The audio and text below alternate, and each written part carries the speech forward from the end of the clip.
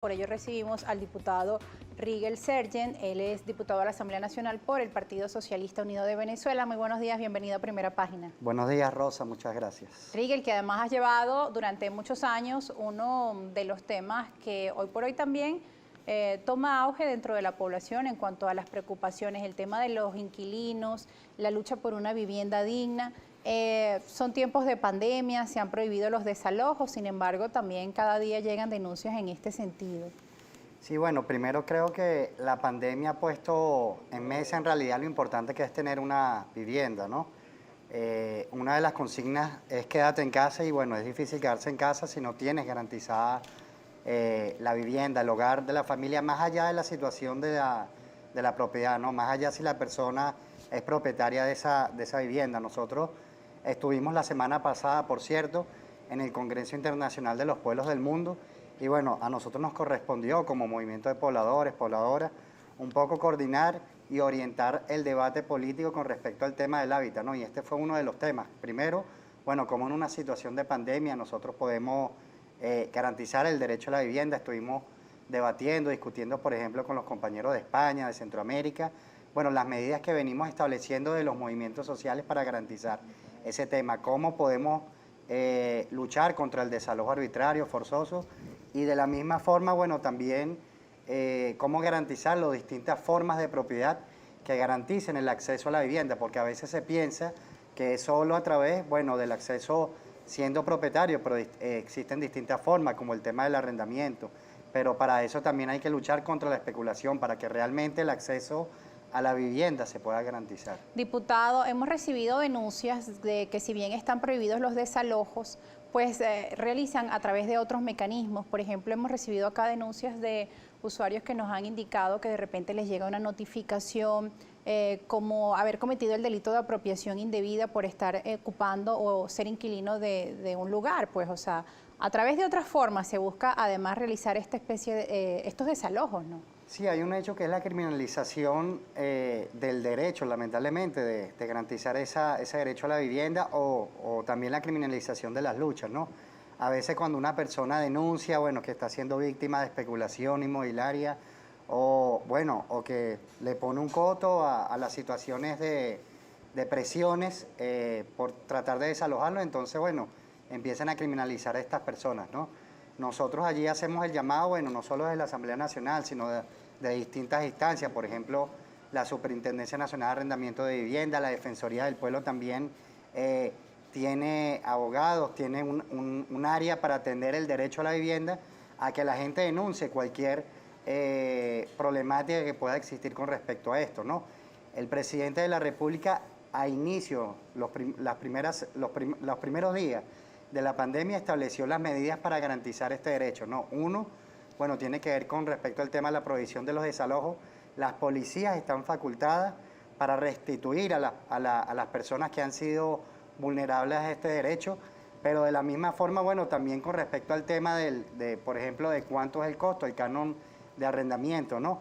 En especial en una situación de la pandemia que estamos viviendo en Venezuela con la pandemia, bueno, que también estamos en una situación económica bastante difícil, ¿no? Con respecto al tema del uso de divisas, también se han presentado problemáticas. La ley de regulación y control de arrendamiento de vivienda establece que está prohibido el pago en divisas, ¿no? Entonces han existido... Pero esto sigue ocurriendo. Sigue ocurriendo y existen también sentencias del Tribunal Supremo de Justicia que establece mecanismos. Por ejemplo, una sentencia del tribunal establece, bueno, que si bien se puede considerar el pago en divisa, bueno, la persona no está obligado siempre y cuando el contrato no lo haya establecido así. Es decir, se puede tomar como referencia el dólar, por ejemplo, pero la persona no está obligado a pagar. Pero de igual forma, bueno, si es un precio especulativo, la persona puede acudir a la Superintendencia Nacional de Arrendamiento de Vivienda en los casos de arrendamiento de vivienda, pero también a la SUNDE, bueno, en el caso de arrendamiento de comercio, por ejemplo, para llegar a acuerdos. Es importante ese tema de llegar y establecer acuerdos entre las partes en una situación tan difícil como es la situación económica, pero también la pandemia. Bien, usted habla de un tema que es importante como lo es el acuerdo entre las partes. Si bien hay un lado que se ve afectado, pues el otro también, digamos, claro. Muchos también, quienes alquilan pequeños negocios son personas que prácticamente dependen de ello, alquilar una habitación. Y también nos llegan denuncias de que no se les paga y que justamente se utiliza el tema de la pandemia como excusa, sobre todo a principios de la pandemia. Sí, claro. Por ejemplo, esta medida que se decretó por el estado de alarma establece una suspensión del pago. La suspensión no quiere decir que se deje de pagar, quiere decir, bueno, que se puedan acordar entre las partes, ¿no? Que se puedan establecer mecanismos, porcentajes, por ejemplo, pero de la misma forma que si no se puede resolver esta controversia, se puede hacer en los dos entes que mencioné, tanto la SUNAVI para vivienda como la SUNDE para el tema comercial. Pero en el caso de los locales comerciales, por ejemplo, dice que quedan exceptuados los casos en donde el comercio esté funcionando, ¿no? Por ejemplo, pudiera ser de comida. Y de la misma forma nosotros también orientamos a las personas y nosotros consideramos que si tienen las posibilidades reales, las familias, de seguir cancelando, es lo mejor que puede seguir realizando y ejecutando, ¿no? De la misma forma, bueno, también se presenta temas como con respecto al tema del condominio, claro. Que no tiene que ver ni con la vivienda, ni tiene que ver con el pago del canon en los comercios. Entonces, es importante también establecer mecanismos para poder seguir cancelando el condominio.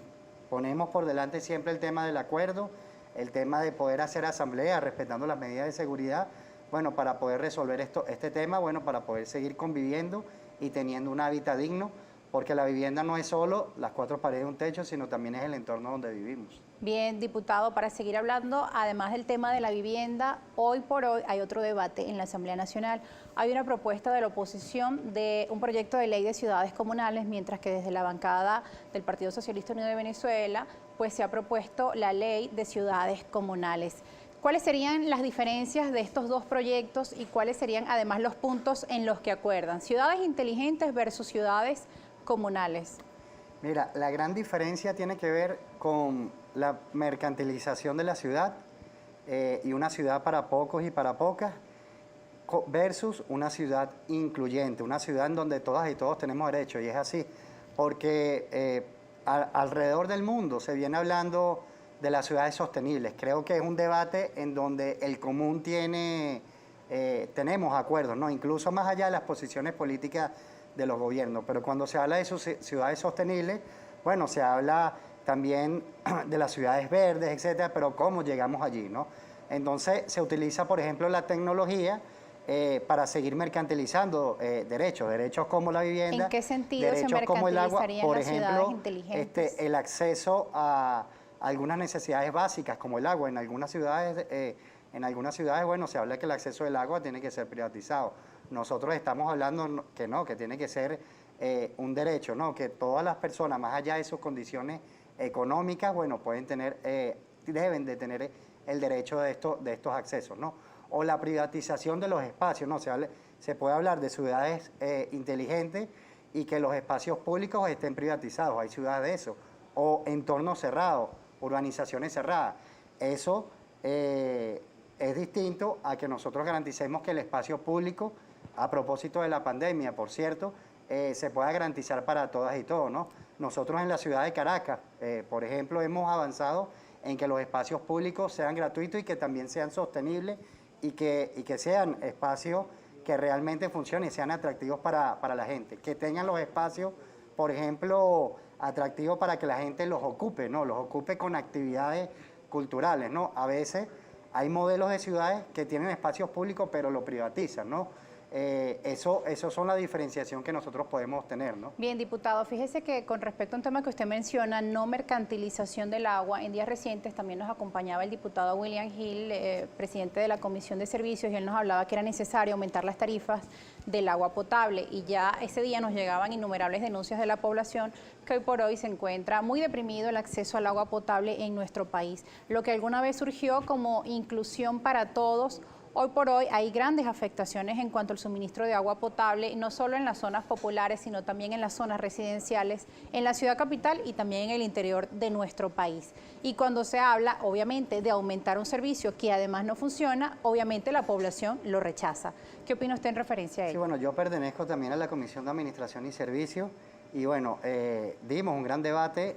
Yo en lo particular no pude participar en todo porque, bueno, vine de una recuperación por COVID.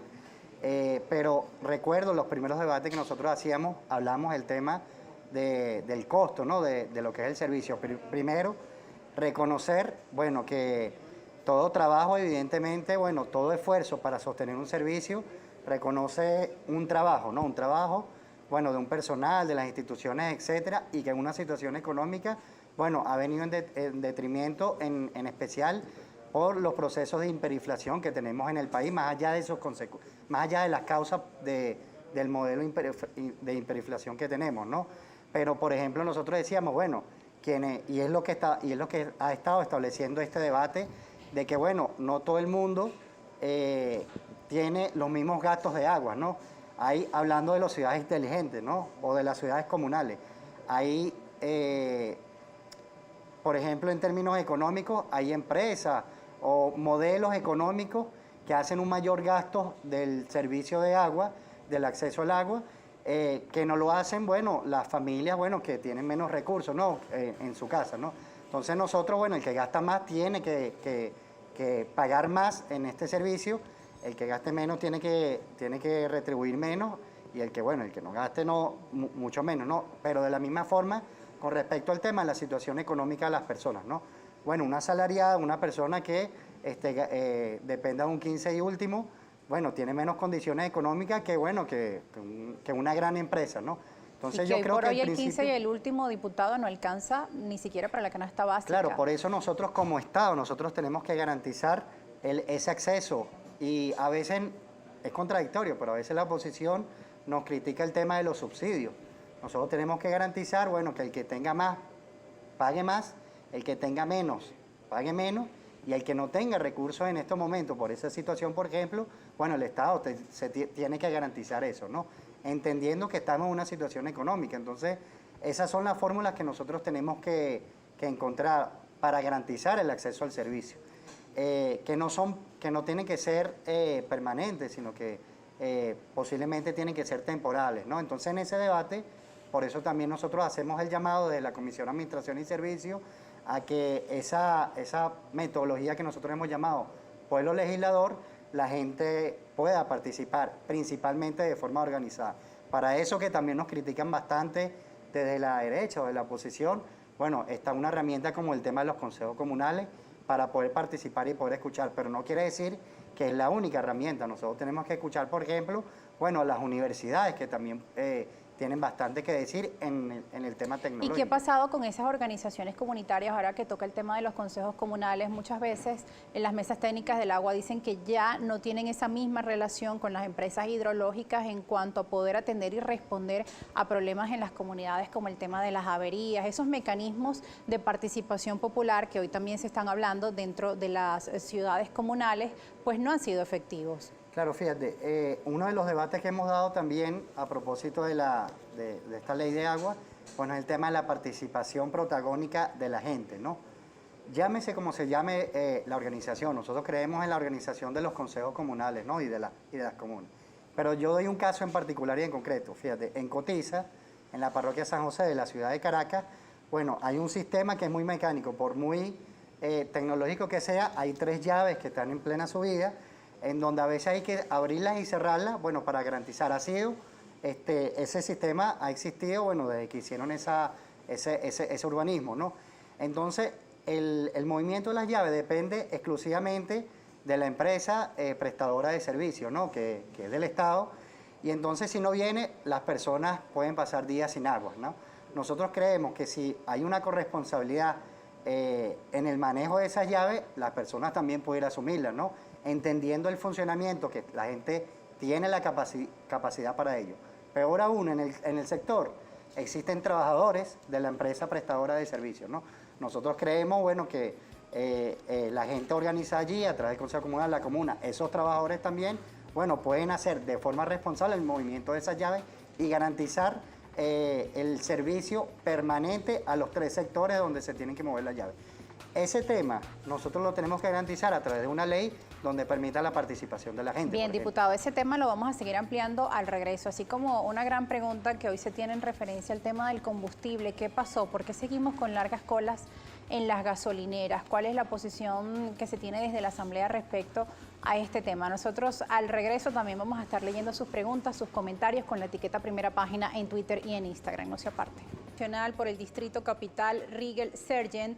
A propósito de lo que veníamos hablando antes de irnos a la pausa, el tema de los servicios públicos, pero también otra de las grandes afectaciones de los ciudadanos el día de hoy, el tema de las colas en las gasolinas y los hechos que se han venido produciendo dentro de las estaciones de gasolina. Los ciudadanos denuncian, cambian a los guardias de la bomba, pero este hecho se sigue replicando. Las denuncias son innumerables, nos llegan cada mañana y lo vemos también incluso cuando acudimos a estas estaciones de servicio.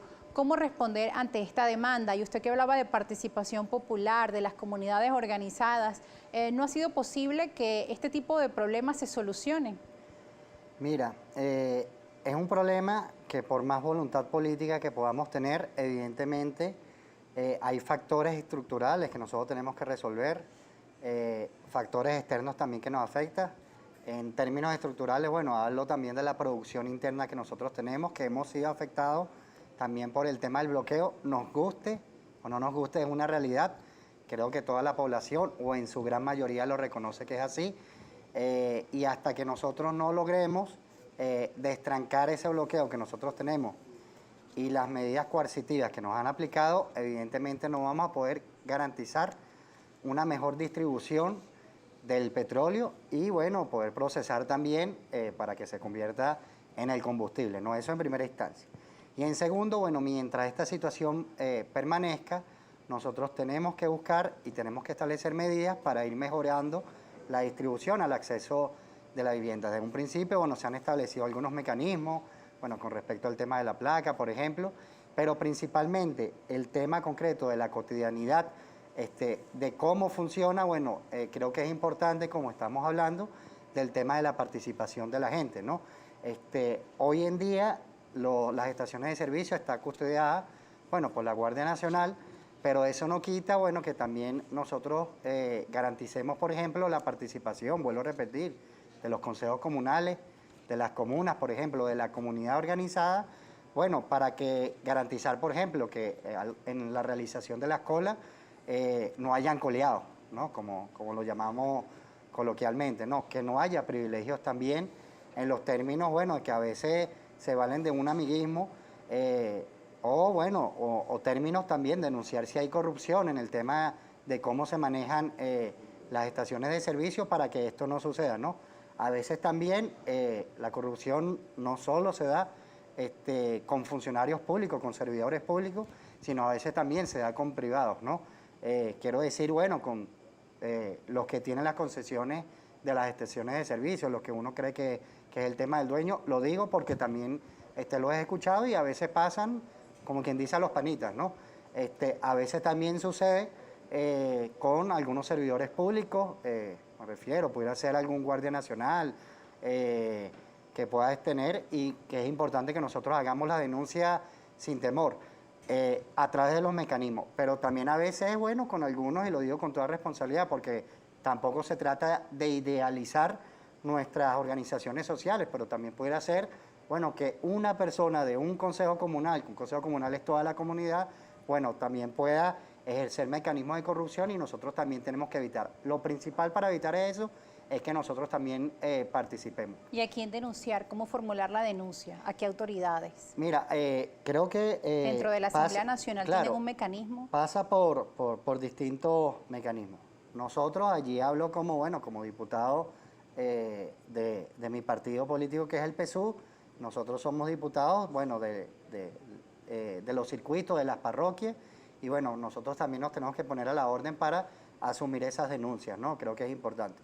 Pero bueno, creo que también la Comisión de Administración y Servicios, nosotros ahorita no lo recuerdo el link, un link muy largo, pero bueno, nosotros establecimos un mecanismo para denunciar los distintos tipos de acceso a los servicios, incluso yo vi la entrevista, no recuerdo si el diputado William Gil lo mencionó, nosotros teníamos en esas denuncias, la primera tenía que ver con el acceso a la comunicación, principalmente telefonía.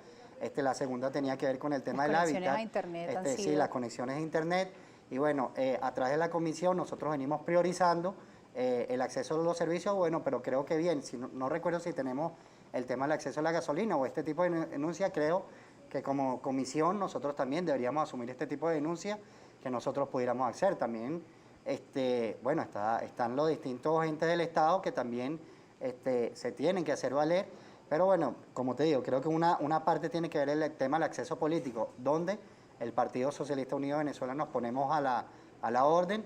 El tema comunitario también, los consejos comunales también puede ser un espacio de denuncia, y la Asamblea Nacional también nos ponemos con respecto Diputado, a ese tema. fíjese, me escriben por Instagram a mi cuenta personal que han enviado mensajes directos donde se anuncia que se acaban las colas de la gasolina porque la van a dolarizar a 0,25 dólares por litro. Esto en referencia al anuncio que hacía el ministro Tarek El Aissami de que se acabarían las colas de la gasolina. Ahora están compartiendo estos mensajes por redes sociales. Muchos preguntan, ¿es un fake news o esto va a ocurrir? Mira, a veces lamentablemente, yo lo he vivido incluso con respecto al tema de la gasolina. Uno ve, por ejemplo, en Twitter, bueno, que empiezan a correr allí, como que decimos una bola de que, bueno, se acabó la gasolina y, bueno, empieza la gente también a salir con mayor fuerza a hacer las colas, ¿no? Y después uno da una vuelta y uno también a veces cae o entra en ese tema, en el pánico, bueno, no teniendo tampoco privilegio, ¿no? Porque, bueno, en el caso particular también uno tiene carro y, bueno, también uno se preocupa, ¿Usted hace ¿no? colas, diputado, para la gasolina? Yo alguna vez saqué una foto haciendo cola y, bueno, fue un poco criticado por esa situación. A veces por la emergencia he tenido que acudir al tema de las estaciones de servicio con precio internacional, que a veces también a veces no, bastante se me dificulta por el tema de lo costoso que es. Entonces nosotros como gobierno, nosotros tenemos que garantizar que todas las personas, y me aboco al mismo principio que decía anterior, bueno, si hay gente que tiene la capacidad económica para pagar las estaciones de servicio a precio internacional, bueno, bienvenido, que la paguen. Creo que es importante porque eso garantiza también mayores recursos para el Estado. Pero nosotros como gobierno revolucionario, que tenemos que garantizar el acceso principal a la clase trabajadora, nosotros tenemos que establecer los subsidios que nosotros necesitamos, ¿no? Entonces, hasta que aquí no hay un anuncio oficial, bueno, seguramente forma parte de esas olas que se empiezan a correr, bueno, para tratar de desprestigiar o de crear caos en la sociedad.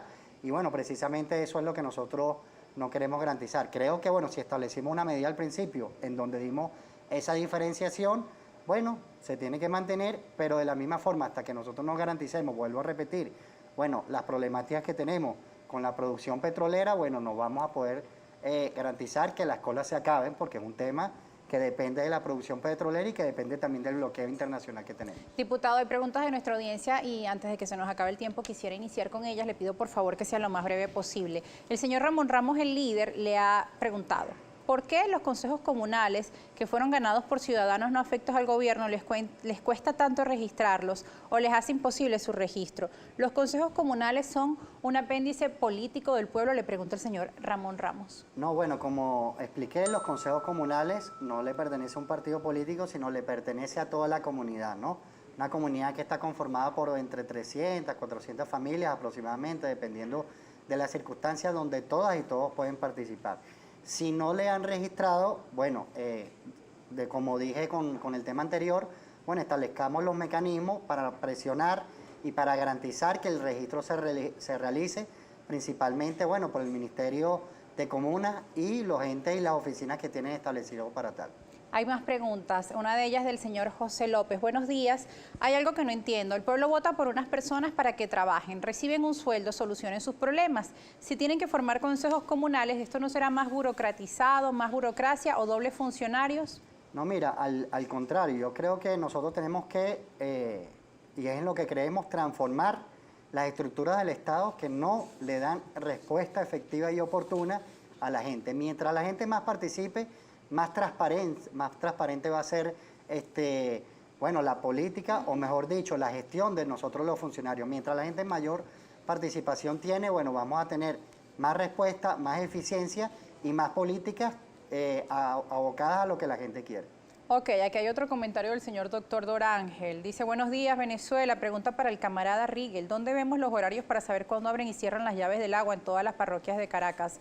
En Chacao esa llave casi siempre está cerrada. Gustavo Duque hace promesas, dice esta cuenta, doctor. Bueno, precisamente por eso es importante el tema de las mesas técnicas de agua, ¿no? Las mesas técnicas de agua no es simplemente para que la comunidad se reúna y hable de la problemática y se frustre, sino principalmente para exigir que las autoridades locales, territoriales o algún funcionario que tiene que ver con esa localidad en concreta también participen. Es la corresponsabilidad del Estado y de las personas involucradas, o sea, de la comunidad en el territorio, gobernando el territorio.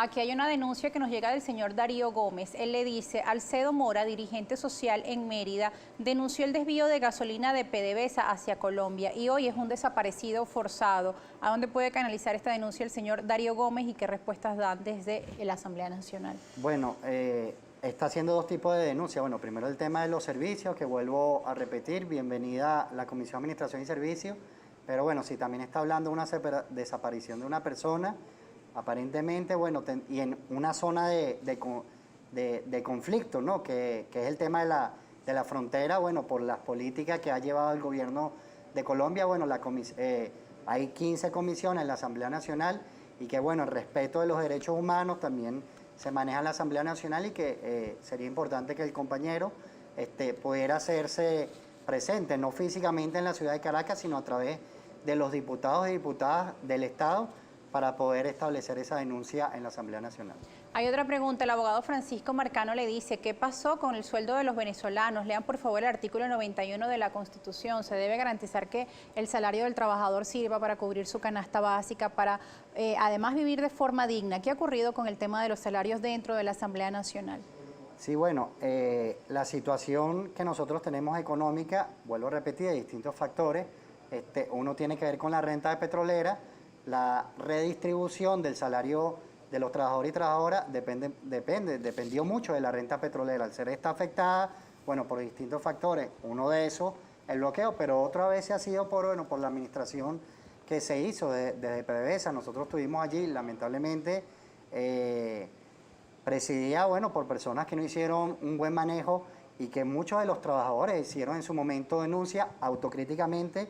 Nosotras y nosotros como gobierno no hicimos las correcciones a su debido momento, bueno, nos afectó mucho, ¿no?